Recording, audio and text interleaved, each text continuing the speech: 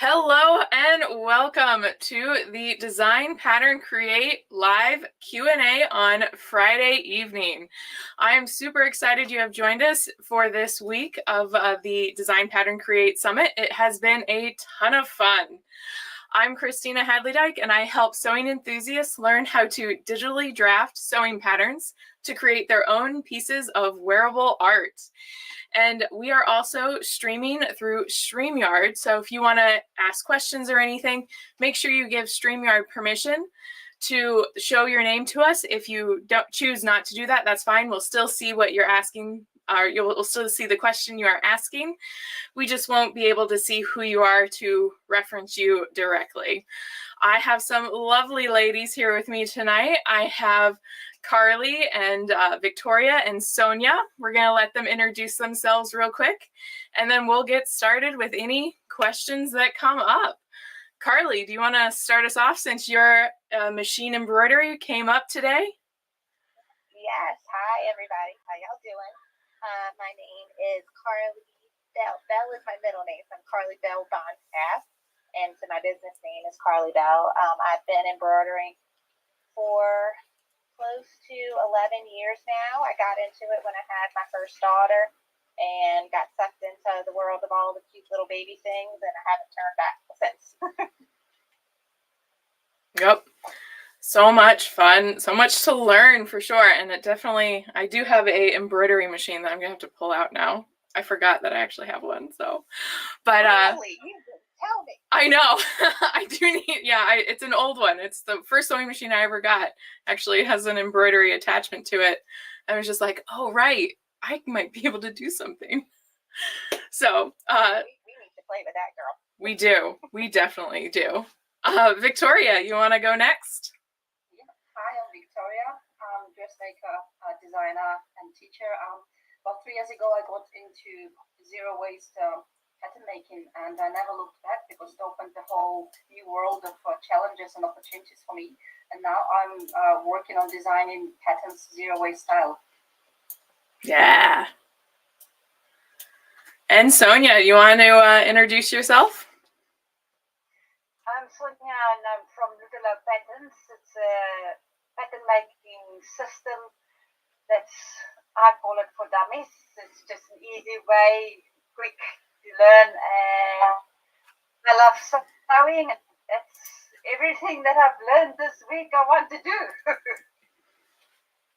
Yeah, it's been a really fun week, and there's been so much information that comes out, and I mean, I wish I had more time to be able to explore all the facets of everything, because it's so intriguing to me. Like I just want to do it all. So we have a few people here in the, oh no, that was from yesterday. Sorry, I need to fix my Zoom chat. It's keeping a log of everything. So I've asked this of both Sonia and Victoria, but Carly, do you know, is there a book you would recommend, whether it be in your niche or not in your niche, that you would recommend for people to read? I'm sorry, I couldn't hear. Did you say Carly? Yes. Okay, so a book that I would recommend. Thank you. Let's see. There's not a lot, I would say, in my fields.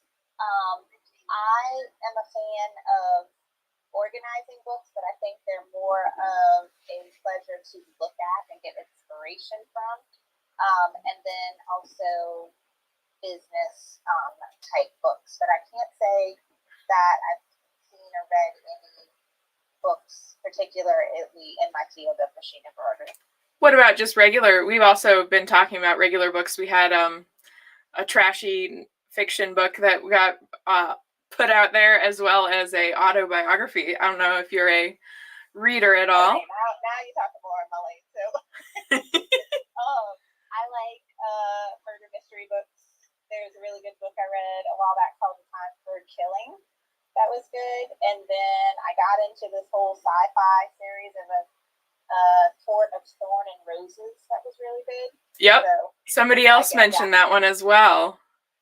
yeah, I got into that whole series, and then there's so much more by that author that I've wanted to get into, but I just haven't had time to start anything new. Yeah. Awesome. Well, Alice just joined us. Do you want to introduce yourself, Alice? Hello.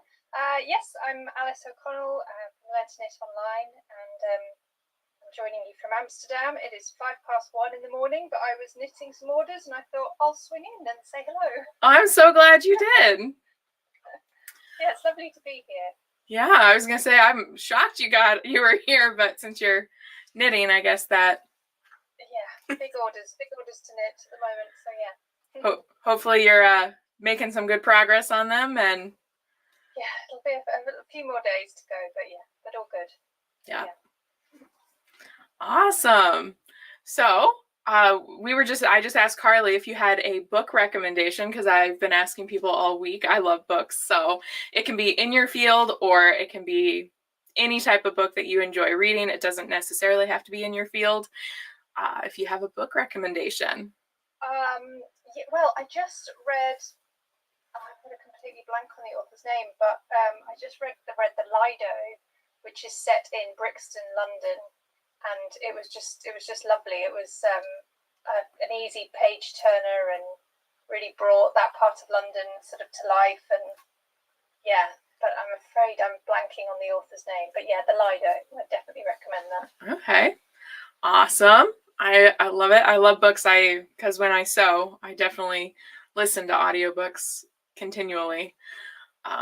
So I go through lots and lots of books every year. Do you guys have any questions for each other before I start jumping in some others? We haven't had anybody pop any questions in our chat yet. Can I ask a quick question? Yeah. I wanted to ask Carly if you have any basic, like let's say for me, I'm just doing sewing, like right. I've never done machine embroidery as such. Like I've done the basic one with a basic machine that you can, but I've never done embroidery as computerized creative design machine embroidery. Is there any basic machine that you would recommend to have, like so you don't spend a fortune, but you just want to get in and try? Yes, the basic machine that I recommend, and also the one that I started with. Now it depends on where you are in the world, but it's made by the company Brother. They're a home sewing machine company. They sell all kinds of things, but they have a lot of different sewing and embroidery machines. And the model that I started with was called the PE. Right now, the model for sale is PE 800, and then they just came out with a newer model, PE 900. But I want to pop it in the sort of chat so we can have it as a reference. Yes, I can try and do that. And I also have it in my free gift for the summit was a machine embroidery buyer's guide. And in that guide, I go through like all the different levels of the machine, and I speak specifically on that one. But that's like a good intro machine. It's not too highly priced. And I judge machines on hoop size. And the smallest hoop size is 4 inches by 4 inches or 100 millimeters by 100 millimeters. This machine has a little bit bigger than that at 5 inches by 7 inches or 130 by 180. And that's a good size that I think you can do a whole range of different projects in. Great, thank you. Yeah, we actually had a question come in. Can you recommend some beginner-friendly machine embroidery projects or patterns for somebody new to this craft?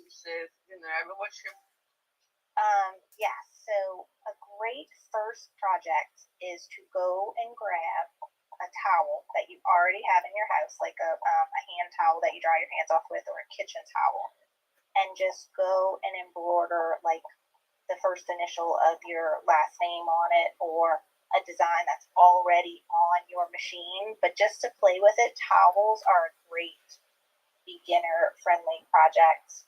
You don't have to go out and buy anything special. Just go grab one that's in your house already, and that's really great to practice on. And then if it gets messed up, not a huge deal too, right? I think, yeah, that sounds like a really fun. We have Daria who joined us. She's also one of our speakers, but she hasn't come on camera yet. So are you up to introducing yourself, Daria?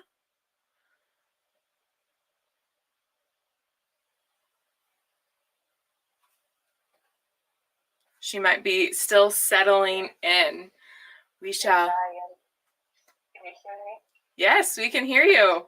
Just try to turn on the video. 1 second. Yeah, no worries. I guess I turned it off again. Sorry. There you are. So careful. Hello, everyone. Do you want to introduce yourself? Yes, I'm Daria Choi. I'm a fashion designer. I'm making corset dress right now. I am working on patterns, digital patterns, learning how to do that. So, but my main fashion design thing is the corsets and wedding dresses. Yeah. Some beautiful stuff, that's for sure. And I was having everybody do book recommendations. Is there a book recommendation either within your niche or just another book that you've enjoyed?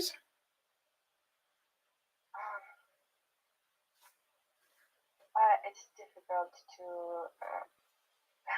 say because I kind of don't know any book in English because I'm Russian and all those books that I read, they were in Russian.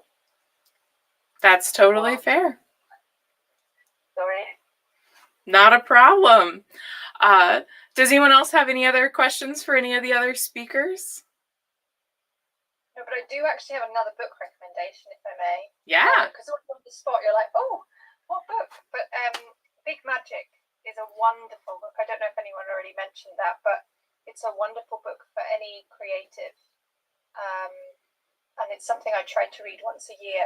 And it's just a really good way of looking at inspiration and when it's with you and when it's not, and kind of respecting it for the external force that it is. So I definitely recommend Big Magic.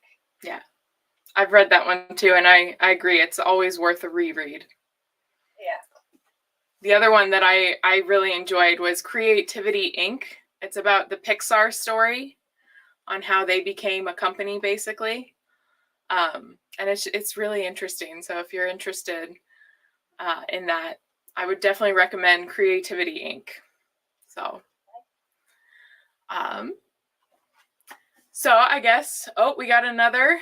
Do you have any recommendations for incorporating historical or modern design elements into a corset pattern, considering various fashion eras and styles?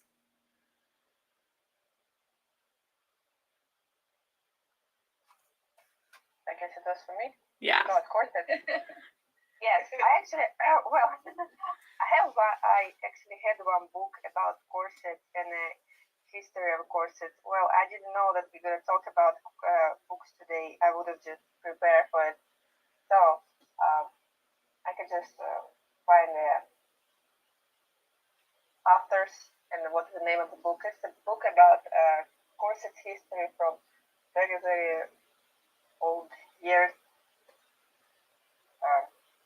and how everything was developed. And it's actually a very interesting book. I don't remember what language it is, but it's a lot of pictures, beautiful pictures. Well, we can also take a picture of it and pop it into the Facebook group later as a good recommendation. I can do that, and I think, I can share that one. Yeah. I guess one of my questions for this Facebook user is if you're incorporating, have you ever tried to make a corset? Or are you looking to try to make your first corset and incorporate it into a modern design? Because that would probably also influence how you're looking to go about doing it, and what eras you're looking to kind of go for, if that makes sense. So if you're still on and want to elaborate a little bit, we'd love to know a little bit more. Corsetry is always one of those things that I think is a lot of fun, and I feel like a lot of people really want to do it, but they're sometimes hesitant to get started in it, because it feels difficult and complicated. Yes, it's a lot of different techniques, technologies, and you need a lot of practice, because you can't just make it like you can make a simple dress easy, even if you're a beginner, but with corsets you need time to practice, to more and more, to do more and more. But it's honestly, even beginner, I would say, it is a few tries you can make a decent corset, even decent nice dress, or a wedding dress. For me, wedding dress was so like something impossible to do, but actually no, just learn step by step, and then everything's possible. Not that difficult. It's difficult, but it's actually possible. Yeah. They haven't responded yet, so we'll see if they do in another minute or so. Alice, do you have like any of the stuff that you're knitting right now, like within reach, that you can show us? Well, it's not completely finished, but I'm basically making with my pet bow tie label. I'm making, so I haven't yet done the band, but I'm making, these are for large dogs, rainbow bow ties. Here's one that is finished.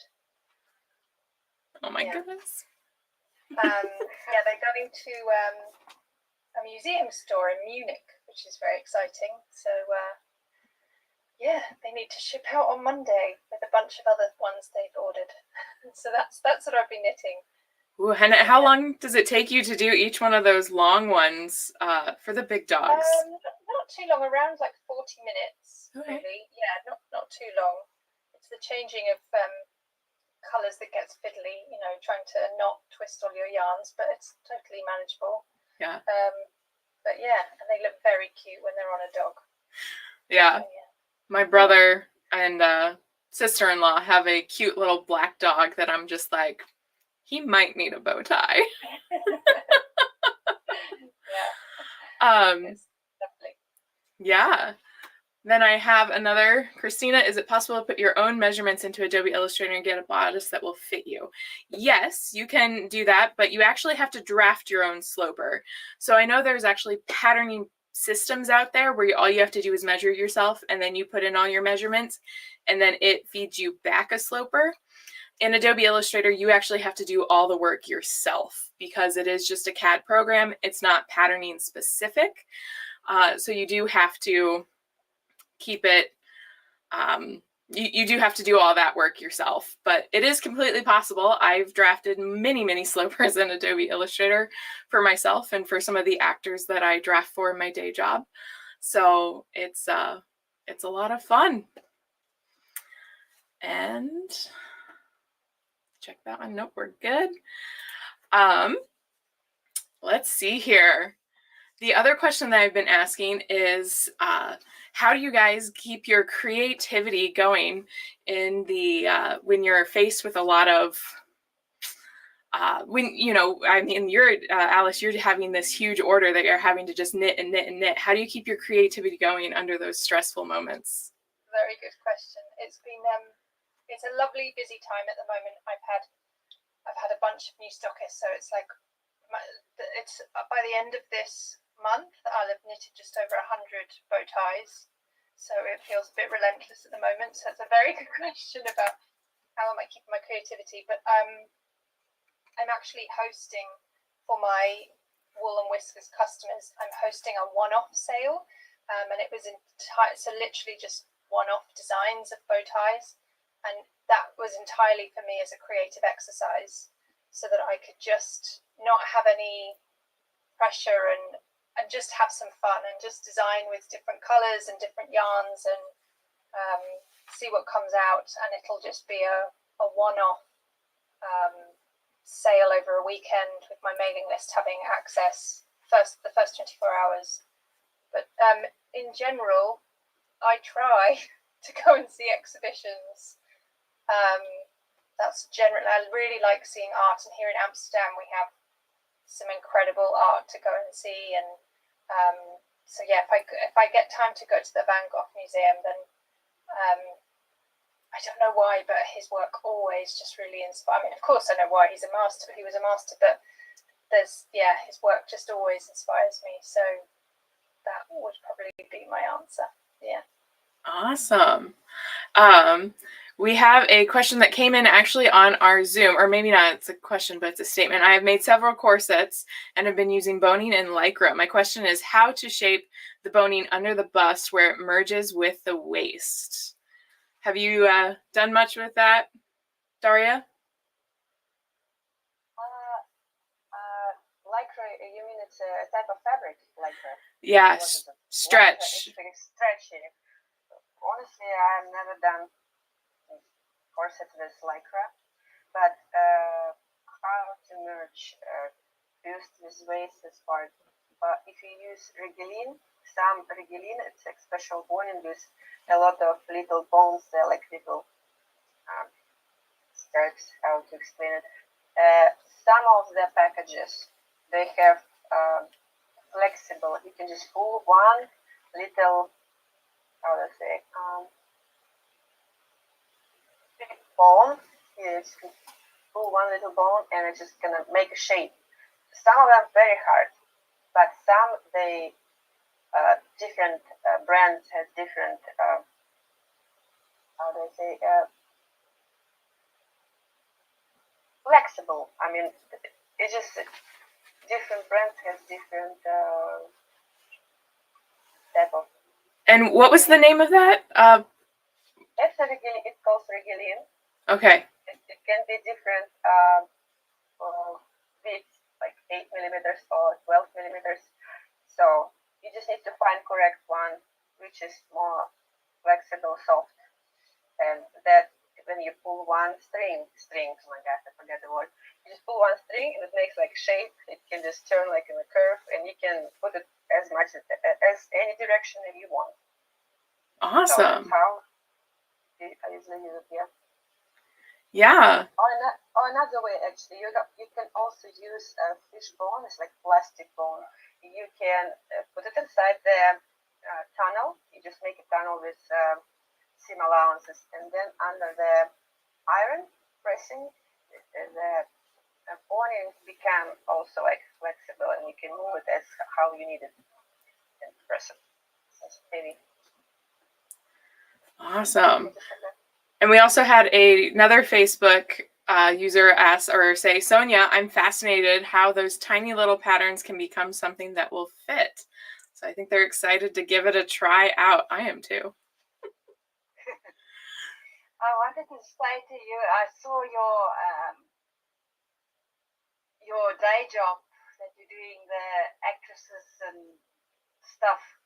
Man, that stuff is beautiful.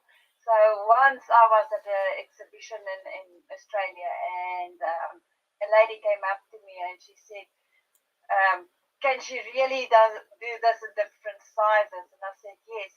And she said, well, I'm actually the pattern maker for, I can't remember, you know that one with the big hairdo, the show?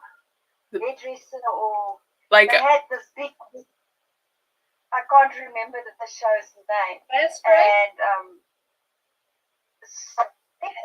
Hairspray? I think it might be. Okay. It's something to do with hair.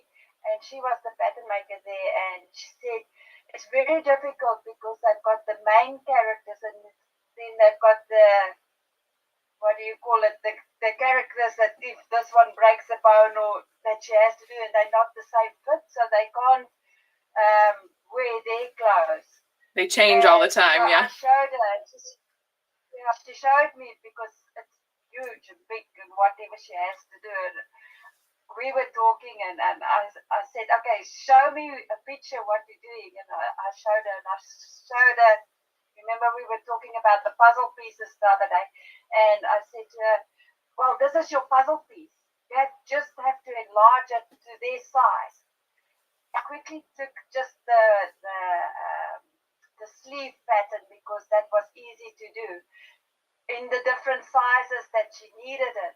And I said, this is your basic sleeve that you're going to do, and you can just adjust that to whatever fancy thing you want to do, but this is your basic fit into that armhole and now you can do the creative stuff yourself. So she said, oh, thank you very much. And off she went, and I hope she's happy. But it was quite exciting talking to her about all the different stuff that she was doing. And I thought, when I saw a little bit of yours this morning, just before we started, I looked at your stuff, and I thought, oh my goodness, if I come back in my new life, I want your job. It is a really fun job that I get to play pretend and make real clothes for fake people day in and day out. And sometimes I get to make some crazy stuff, and sometimes I make very boring stuff. But at the same time, it there's give and take to both sides of it. Sometimes the boring stuff gives you a rest. Yeah, it's true. We had another question come in that says, how can someone create their own custom embroidery patterns or designs? And what software or tools are available for this?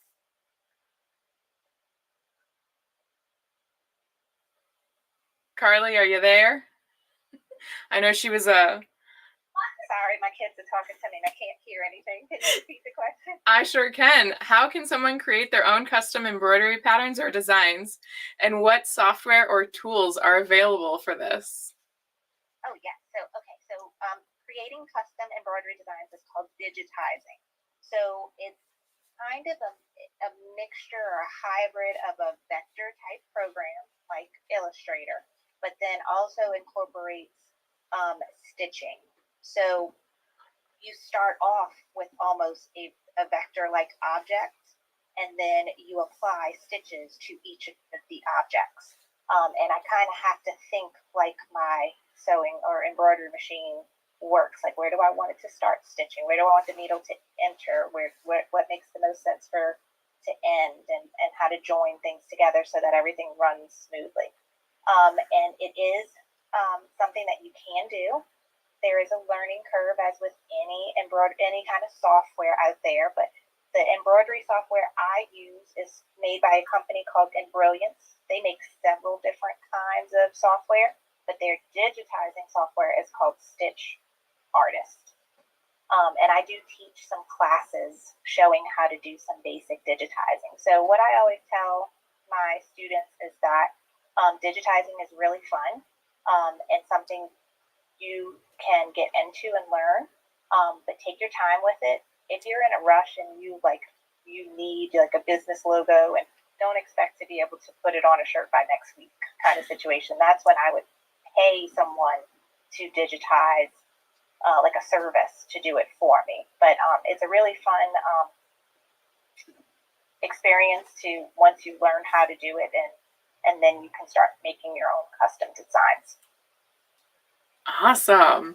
And I did miss a question from a little bit ago that says, what role does fabric choice and characteristics play in zero waste pattern making?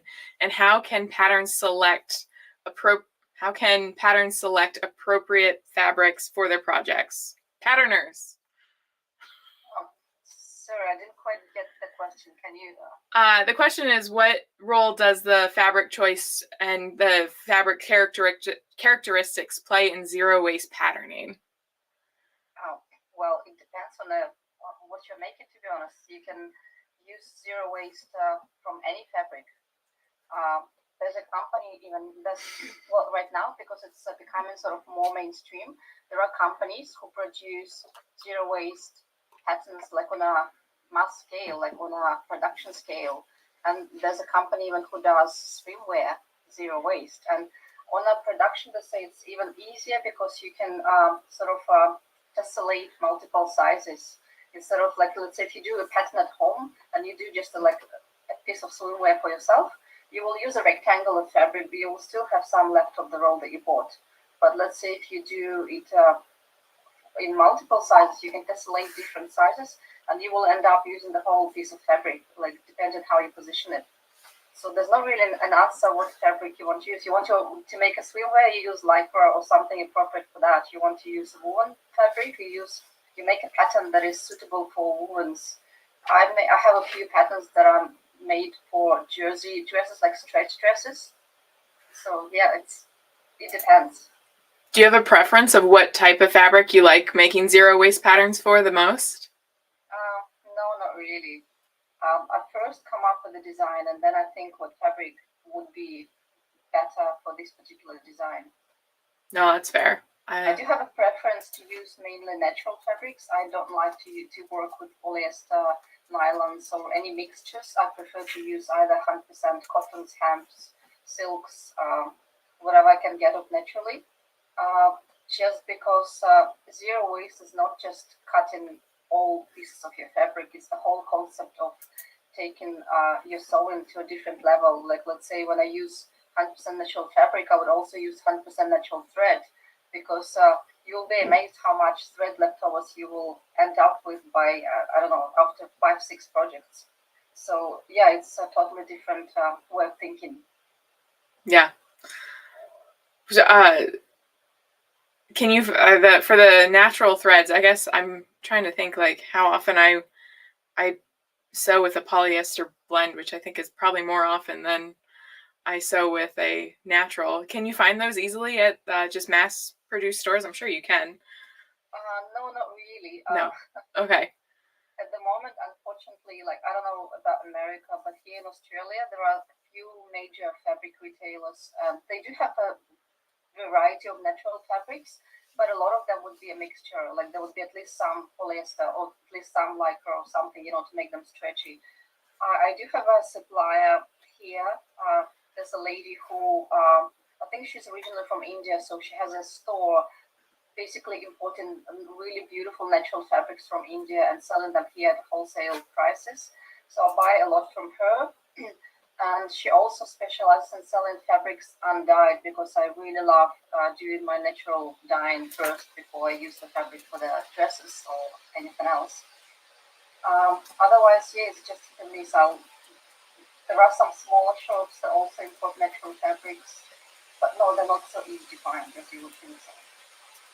Yeah. Especially hemps. I really like working with hemp fabrics, and I've never seen them being sold in like large retailers ever. It's a smaller retailer that, I can outsource that. Yeah. For sure. Well, let's see. Do we have any? Oh, we do have another one that came in. What other programs are available for pattern drafting, and at what price point? So there are actually a ton of different patterning softwares out there, and they're all at different price points. There are even some free ones out there. So it can go for a very wide variety. So what I always ask people is, like, you have to kind of know what your end goal is for wanting to learn how to pattern draft, if you're looking to do it digitally. And then if you're looking to do hand drafting, there's obviously the Luderlo system that Sonia uses. And then there's, I'm sure there's tons of other systems out there, and tons of other different books and everything that you can use. So there's a lot of it depends that go into that, but they do range from free to like $40,000 a month. So, and there's everything in between there, and it just depends on your end goals and what you're looking to do with it. If you're looking to get started, I would definitely check out like Clo 3D or Marvelous Designer. They have a large variety of what's the best word for that? They have a large capacity to do some pretty amazing stuff for a cheaper price than some of those really expensive models like Optitex, Gerber, and Turk. So definitely check some of those out. And we have Joanne Wilson saying hi. Oh, I forgot to tell people to say hi where they're coming in from today, but that happens. We again have a pretty wide range of where everybody's located today. I'm in the Kansas City of the U.S. You guys all want to say where you're? And I guess Alice said that she was from Amsterdam. I still want to come back there. Yeah, I'm here from Melbourne in Australia. And I'm in New Zealand, in the middle of the North Island, where the snow is, and not in a town. In the woods. I'm in New Orleans, Louisiana. And I'm with you, Christina, in Kansas City. Yep. Sorry. It's good times. I had no idea she was this close to me when we first started talking. I was like, oh my goodness, we're like neighbors. It's always fun when you can meet people from all over the world or right next door and really get some creative inspiration, because I've definitely gotten so much creative inspiration from all of my speakers this week. It has been, well, for the past few months when I've been talking with them, it has just been feeding my creative juices and so much fun. So I want to thank each one of you for coming and joining my summit. Thank you for Lovely. putting it all together. Congratulations. Yeah. What a thing to put Yeah. together. Yeah, it's, Can I ask You you, did a great job, Christina. Thank you. thank you. Christina, can I ask you a question? Yeah. About the, I know you do a lot of digital patterning. Do you use any special tools in Illustrator like Vector Scribe, or do you just use just the basics, that it has? I use mostly what the basics of what they have.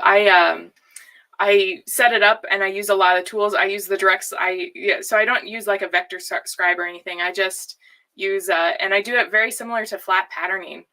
So I start with all those measurements and everything and squares and lines and measure it all out and then create the slopers and move on forward from there. Because I've tried Vector Scribe myself, and I eventually just came back to what you're doing as well, just the basics.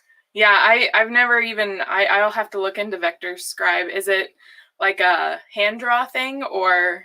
No, it's basically a set of tools that you can import on top of into Illustrator, and it basically helps you to do more precise lines. As you draft, it tells you, how long exactly your line is in, like whatever you set it to, inches, millimeters, points, whatever.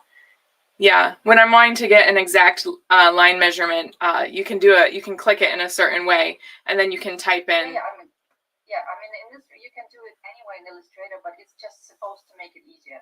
Interesting. Like yeah, I'll definitely have to check that into that, but I'll probably stick with the way, because I already know the way I'm doing it, and Have you also tried ever like a 3D fashion design program like Clo or something like that? Yeah, I work in Clo as well right now, and I'm actually adding Clo to my course offering currently. So I definitely really enjoy Clo a lot. It's so much fun to be able to three-dimensionally seam it together on a body and kind of see how it's going to fit and how it's going to flow, and then make that avatar walk for you. I actually have a really fun short that I'm hoping to put together where I have my avatar for the show we just did walk into screen and turn around, and then I have my actress turning around.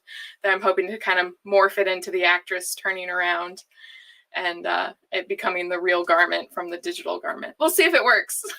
It's a little iffy right now, but it was kind of a fun concept. So yeah, it's been a lot of fun to really get to know Clo and work in that one. So yeah. We did have another Facebook user say the zero waste movement is amazing.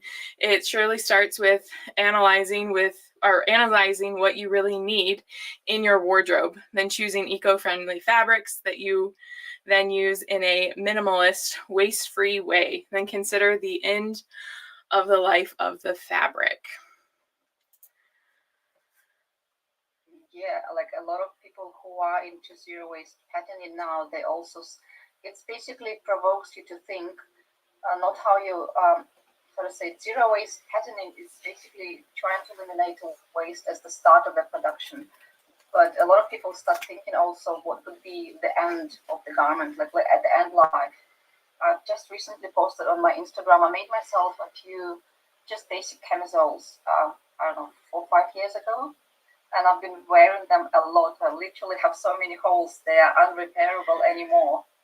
And when I was making them, I used 100% hemp fabric. I've stitched with 100% cotton thread, and there's a little pieces of 100% cotton lace. So now when they're not wearable anymore, you can just compost them, and that's it. And that eliminates waste. Even though I didn't use the zero waste pattern for them, they still kind of leave no trace. If it's after a year, probably they will leave no trace in the environment.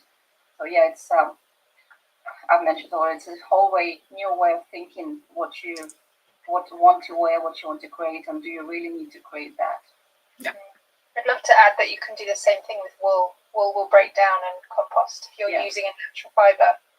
And a no waste approach with knitting that I'm really trying to introduce to my students is shopping in thrift stores or charity shops. Find that jumper, that sweater that you might not love the sweater, but if you love the colour and you love the yarn, you can undo it and knit it into something else. How long would it take to undo a sweater like that? Not too long, and you can buy ball winders. I have one here. I just untwist it from my shelf. It looks like a very strange contraption, but basically you put one thread into the groove here, you feed it through this little feeder, and then you crank it with the hand thing. Once it's clamped on, you can crank it and it will just wind it for you. So it really can take no time at all. Obviously, if you're doing it with like fingers, wrapping it around your hand and so on, it will take a bit longer, but still knitting will terrifyingly undo very quickly. Which is why I'm always takes much longer to knit. Yeah, exactly. Like, please weave your ends in, please don't cut your tails off, because it will undo, and all that work will disappear. But yeah, when you want to undo it, then it's a wonderful way, again, like you're saying, Victoria, of reusing and being really conscious with what you're consuming and what you're turning into something. And then at the end of the life, you could either undo it again and reknit it, or you can throw it on your compost and it will break down, as long as there's no like man-made fibers in it. Yeah, a lot of garments that you can buy in the store, they would use 100% natural fabrics, but it will still be stitched with a polyester thread. It's just a standard in industry, unfortunately. So yeah. Yeah. No, Something that I haven't been able to find naturally is the elastic. Yeah, elastic and zippers. They're still plastic. or metal. Yeah. Well, yeah. But I guess although there is a company, I think it's called the Very Good Bra, that make bras 100% from natural fabrics. And I contacted them because they use elastic as well. And I contacted them asking where do they source their elastic. And on the moment when I wrote them, they said they did find someone who agreed to produce natural elastic, especially for them, but they don't sell to mass for now. You can't buy it. Yeah. Well, hopefully the world is changing a little bit. It's a start. Yeah. Go back. It will come out eventually. Yeah. It sure will. Does anyone else have any other questions? It seems like we might be winding down. I'd love to quickly ask all of you a question, if I may. I'd love to know what's the thing that your kind of proudest stuff that you've made that maybe felt like an impossibility when you started, but felt like a challenge to figure out a puzzle. I mean, I guess I could start, because I always have one that comes in. I have a crinoline dress that I had to make from upcycled materials. It was a grad school project thing that you had to make a historical understructure from upcycled and found materials. So you weren't allowed to use anything that you would normally find in a sewing shop or a costume shop. So I ended up making this light up crinoline dress that all the hoops were made out of rope lights and everything, and they had battery packs and everything, and it could change colors. And then I eventually made a bodice that had I think it was like 164 neopixels that all had to get soldered together, and they were individually programmable, so it was dancing and everything. But it was a huge undertaking at the time, and I didn't know if I'd actually finish it, but I did, and I actually walked across my master's degree stage in this giant crinoline, and I'm very proud of that dress. So wow, sounds amazing. yeah, metal detector guys, when I walked in with this, they're just like, what is this? I was just like, you don't want to know how many wires I have on me right now. But I believe it was 23 batteries. It took 23 batteries to light up that dress. Wow.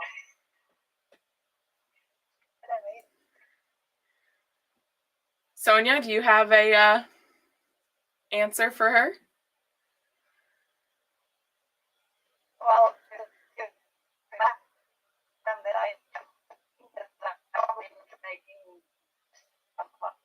I do with dresses and all the whatever was made on the wedding day was made by me. So that was one of the things I enjoyed most. And my youngest daughter wanted over her fabric embroidered lace. And I just couldn't afford the lace that she liked, but I actually came home and I embroidered the whole thing through and made her lace that she loved over her dress. So that was one of the things that I really enjoyed making. And I didn't think it was going to go work, but it did work. So pretty happy about that. Oh, it's so lovely. Victoria? Yeah. Well, speaking about challenges, I think I'm working right now on one of my most challenging projects. It still hasn't finished. The time will show how it comes out. But I've decided to design a jacket which would be cut using zero waste pattern making sort of techniques. And I did already 2 samples, and they were quite successful. I did have some waste, probably about 1%, but yeah, not always you can eliminate it 100%. But I'm still about halfway through. I'm on probably upgraded that up to 8 sizes, and I still have 6 sizes to go to grade. But I quite enjoy that. It's challenging because I have to do layout per size, so each different size would have different layouts slightly because of for jackets the pattern is quite specific. You can't always modify a lot of things for the pattern itself, so it has to be the layout to modify to fit everything properly. Yeah, that sounds like very challenging. Like, I'm so fascinated by this process for sure. Carly? Hi. So I would say the one I'm very proud of, because I don't come from a sewing background. I've started with embroidery and now have just recently started sewing. But I did like a combination project. In the final project was a quilted basket. But I made all of the quilt blocks. I think there was 16 of them total, and on the embroidery machine. So 16 different hoopings, I would say, on the embroidery machine, and then piecing all those blocks together and making a liner and handles for the basket. Like, all of that was brand new to me, never did before. And I did it all live on my YouTube channel, so people got to watch me about that stuff. But I was very proud of that basket when I was done with it, because that was my first real thing that I had sewn and made. Wow. Awesome. And Daria? Yes. I'm sorry I turned off the video because I'm right here watching my toddler as he's like on me. That's basically. okay. So I had that project that I always wanted to try to make a long skirt with 2 stripes, when you gather the stripes and make it like ruffled. So for me it was challenging because the skirt was long, like to the floor, from the waist to the floor, and I cut it as a half circle skirt, like it's a huge space, and I lined it. I draw the line between lines. It was space like 1 inch, and I make it like vertical lines, some kind of little angle. It just takes me so long to do it. I thought I will finish it. I wanted to give up, but actually it take me about a month Several times I started, I just cut more stripes from tulle, I make more gathering, I sewn under the sewing machine, and it was really, really, really exhausting for me. But I did it. I did it, and it was a wonderful skirt, and it's so heavy. And now I just need to make a corset for it, like a strong corset that you put the skirt on this, and it's gonna be a wonderful dress. Yeah, it was challenging, and I did it. I'm proud of myself. Oh. What about you, Alice? Well, firstly, thank you all, because I love hearing those stories, those like projects where you're like, I don't know, I've got the idea, but I've no idea how to do this. For me, it was probably yarn bombing the handrails of a canal house. So on the Herengracht, we have 3 main canals here in Amsterdam. They're the protected, just totally blanked on, but the protected area. And yeah, a company asked me to yarn bomb, so cover the wrought iron railings that lead up to the door down the steps in knitting. They said I could do anything I wanted as long as it was in their brand colours.